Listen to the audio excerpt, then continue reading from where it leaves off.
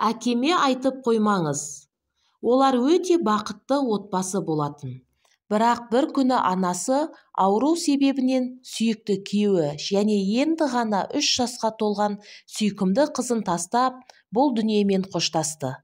Сәби күн сайын әкесінен «Мамам қашан қайтып келеді?» деп сұрайтын.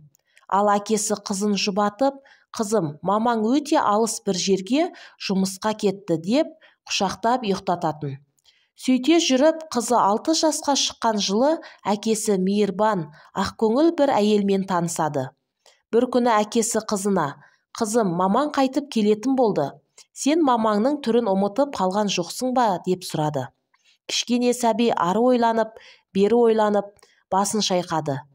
Әке қызын аяп кетті.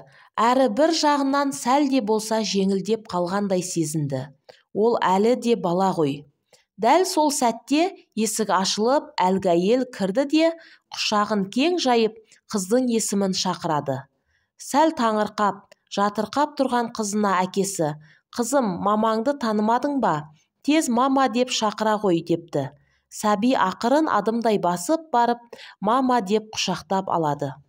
Кешкі астан соң әйел қызға ілесіп, оның бөлмесіне кіреді.